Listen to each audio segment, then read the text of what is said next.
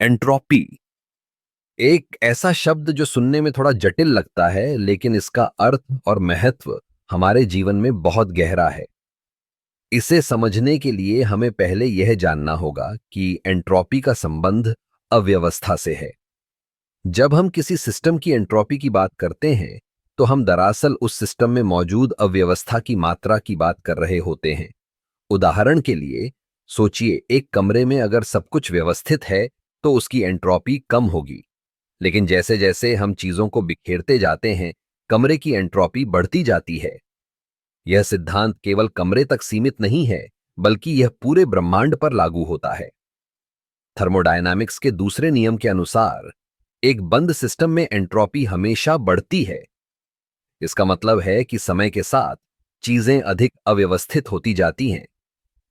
अब क्या आपने कभी सोचा है कि यह एंट्रोपी हमारे जीवन में कैसे काम करती है?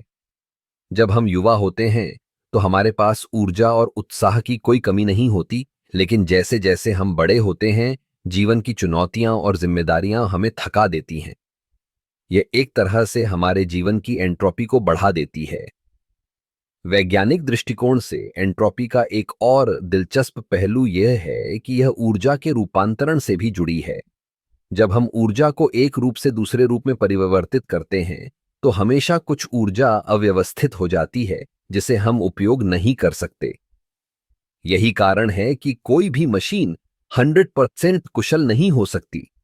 फिर भी एंट्रोपी केवल नकारात्मक नहीं है, यह जीवन के विकास में भी महत्वपूर्ण भूमिका निभाती है।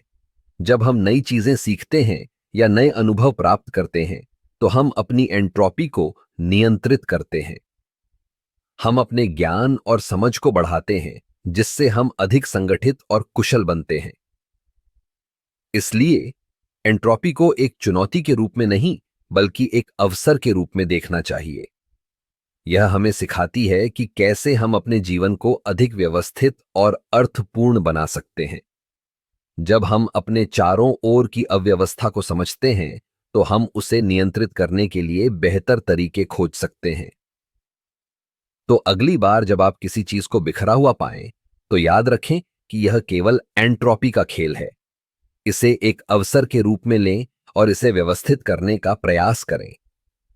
यही जीवन का सार है, अव्यवस्था को समझना और उसे एक नई दिशा देना।